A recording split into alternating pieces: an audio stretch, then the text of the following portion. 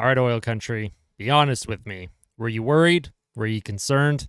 Was the heart rate increasing in that third period? I'm going to be completely honest with you. I was calm the whole game, I promise. I sound like I'm being sarcastic, but the Oilers, they had this the whole way. They had it the whole way. The Oilers find a way to come out on top 3-2 against the Anaheim Ducks in another close game and another late goal for the game winner between these two teams. Of course, last Sunday, it was Ryan Strome that scored with just over a minute left in the third period against the Oilers late in the third to go up and end up being the game winner. Tonight, it was Leon Draisaitl as he continues his Hart campaign, his Selke campaign, Ted Lindsay, Rocket Richard. Give him all of the awards because Leon Draisaitl is carrying this team on his back right now, and you absolutely love to see it.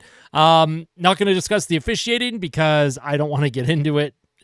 Let's just say it could be better. You know what? Everyone has bad games. Everyone has off nights. The officiating could have been better. In terms of my overall thoughts on this game, though, the Oilers, they had a lot of chances and a lot of opportunities to shoot in areas that they chose not to. A lot of areas where they were shooting where I would have preferred maybe some more puck movement. But overall, they played fine. I don't think they played great. It definitely wasn't their best effort, but they hung in there. They managed to hold on and find a way to win one where maybe earlier in the season and maybe even just a few weeks ago, they find a way to lose a game like that. Good teams find a way to win, and for the Anaheim Ducks, full credit to them. They gave the Oilers everything they could handle once again. Anaheim is a team on the upswing right now, and they might be on the upswing a lot quicker than I anticipated, and maybe a lot quicker than a lot of fans around the NHL have anticipated. I don't think Anaheim gets the credit they deserve, and I've been pretty hard on them in my pregame reports. Last week, I predicted a big blowout for Edmonton, and Anaheim ended up winning, and then in my pregame report this morning, I also predicted a blowout for the Oilers, so maybe I need to show a little bit more respect towards the Anaheim Ducks. This is a hardworking group. If you're a Ducks fan, GG's, good game, entertaining game, kind of sloppy on both ends. Not a very physical game. Look at the hitting stat on Edmonton. 3 hits. I think that is a season low, and that might actually be a franchise low. I don't think they've ever thrown 3 or less hits in a game ever, and if they have, someone will have to show me that stat and correct me. But the Oilers, they got off to a good start. Ryan Nugent-Hopkins on the power play. The only power play that the Oilers ended up getting in this game, they converted, and then the refs decided, you know what? Edmonton converted on a power play. They don't get another one. And for some of the manhandling that was going on by both teams, by the way, Anaheim only had 2 power plays. And this is the story of the Edmonton Oilers this season. They are, like every game they play in, neither team is taking a lot of penalties. Very rarely do either team that the Oilers play, the Oilers themselves or whoever their opponent is, take more than 2 or 3 penalties. I'm not sure what it is. The whistles go away, and Edmonton, for the most part, have to find ways to win at 5-on-5. There's a reason why Leon Draisaitl leads the league in 5-on-5 points. Or 5-on-5 goals, I should say. And in terms of their ability to, drive play, I think they deserve a few more calls. There was one play in the third period specifically from Radko Gudas on Connor McDavid. McDavid, again, he's trying to kind of cut through the middle, and Gudas, at first, it's a good physical play to knock him off the puck, but then Gudas kind of manhandles him and tosses him aside, and to me, that's roughing. They didn't call anything, and nobody on the ice on Edmonton went after Radko Gudas, and Gudas is just one of those players I don't give the benefit of the doubt to. I would like to see someone give him a little bit of a face wash. But other players that were notable for Edmonton tonight, I thought Jeff Skinner played a good game. I thought that fourth line for Edmonton had some good looks. Yes, they kind of were hemmed in their own zone a couple times, but overall, Corey Perry, he probably should have scored on a great opportunity in the second period. He cut into the slot. He was wide open, and he decided to hang on, and by the time he decided to finally shoot on his forehand, it was way too late. He had no net to shoot at. And then Jeff Skinner, he ended up getting an assist on Darnell Nurse's goal, which was great to see for Darnell Nurse, an absolute snipe, and you love to see it. Darnell Nurse's game, again, for the most part, this season has been very good. It seems like every time I do a video, whether it's a pregame report, a postgame reaction, or a news video, I always have a few people going into the comment section and saying they have to trade Nurse, they have to do this with Nurse. Listen, I can't get into this anymore. We need to stop with that type of talk. And I'm addressing everyone here. If you're one of those people that always comments they have to trade Darnell Nurse, You have to understand a couple things. Number one, he has a full no move clause. You can't even put him on waivers. And number two, you're not just going to sit Darnell Nurse, because if you healthy scratch him, which he doesn't even deserve to be healthy scratched this season, he's played very, very good hockey in my opinion.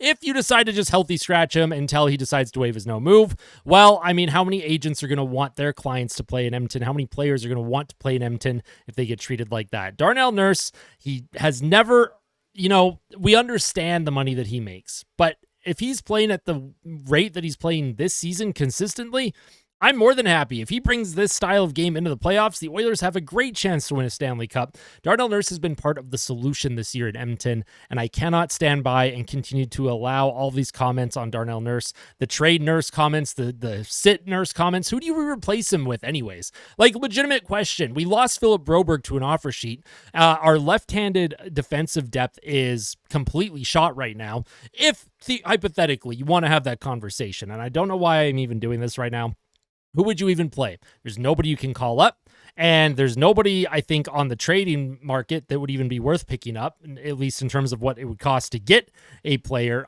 to replace Darnell Nurse. So enough of this. This is one of the only and hopefully last times I have to address this in 2025, unless Darnell Nurse's play starts to plummet. But I don't think Darnell Nurse deserves the talk that fans have given him for a large chunk of this season. Darnell Nurse has played really, really good hockey. Yes, he struggled a little bit right after the Christmas break. He had turkey legs. It happens. I'm not worried about it. His overall play all season has been very positive for this team. He contributed to the win again tonight, and I'm very happy about it. And another player I want to discuss is Stuart Skinner. Of course, he gets a lot of flack in the comments section as well. I am tired of Oilers fans constantly going after Stuart Skinner. Tonight, he had a .931 save percentage. He had 1.21 goals save above expected, at least according to Money Puck. And that's a great game from Stuart Skinner. That is an above average game. And all we ask for in oil country is a goalie that can consistently give his team a .905 save percentage. And Stuart Skinner has been doing that. He's been doing that for over a month and a half, almost 2 months now. He's prone to his blow-up games. Yes, I understand that. It can be frustrating. Stuart Skinner, once again, he's part of the solution in that room. He's been playing good hockey. He played good again tonight against Anaheim. And, a lot of people will point to the first goal. Yes, it was a breakaway. They didn't get all of it. It went under Skinner's pad. It looked like he was kind of guessing where the puck was going to go. But on the second goal, let me just show you what Skinner's vision was on that. Here is the shot. This is literally right before the shot is made towards Stuart Skinner. Now, the only argument that I'll make here is that Stuart Skinner was kind of cheating on the right side of his crease, and he left the left side just a little bit too open. However, he's looking to see where the puck is. He can't see anybody because there are two Anaheim Ducks here in the way. And I'm going to play the entire clip for everyone so that you can see what he was dealing with here. Watch the two Anaheim Ducks that get in his way and screening him. Watch 91 and 77. They're waiting to get into position. They've scouted this. They understand that Stuart Skinner, if he cannot see the puck, that puck is probably going to beat him. That is a situation where there's absolutely not much Stuart Skinner could do. I'm not blaming him on that goal either. He had a great game, a .931 save percentage. We love that for Stu. And then Leon Draisaitl, of course, he got the game winner, his league-leading 28th goal of the season. And I talked about Darnell Nurse. I talked about Leon Draisaitl. Nurse did have an assist on the game winner. I talked about Leon Draisaitl in a video over a month ago, or almost a month ago, how he was the best player in the NHL. I had a few fans from different teams comment and be like, I don't know, maybe it's a little bit too early to talk about that. I'm just saying, Leon Draisaitl is, I think there's nobody even close in the Hart conversation. I don't think there's anyone close in the Ted Lindsay. I don't think there's anyone really super close in the Selke. The Rocket Richard, I think he has a 5-goal lead on second place now. You love to see it. And for someone like Leon Draisaitl, who I don't think gets his flowers nearly enough because of who he plays with consistently, which is a player like Connor McDavid, Draisaitl will always be overshadowed. That's just the way it is. It's like Malkin in Pittsburgh with Crosby. There are certain players that seem like they get overshadowed because of who they are playing with.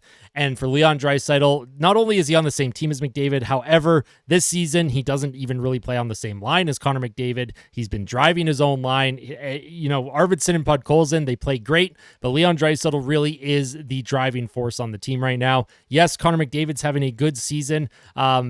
But again, this is Leon Draisaitl's year. This is Leon Draisaitl's chance to really assert himself as the best player in the entire NHL, and I am here for it. I'm very happy with the win tonight, Oil Country. Make sure you let me know your thoughts in the comment section below. Let me know your thoughts on Draisaitl, the team as a whole, how we're feeling going into tomorrow's back-to-back against the Seattle Kraken, where the Oilers will play Seattle for the first time this season, I believe. I don't think they've played each other yet. If they have, I totally forget if they did. But of course, I am looking forward to the game tomorrow night.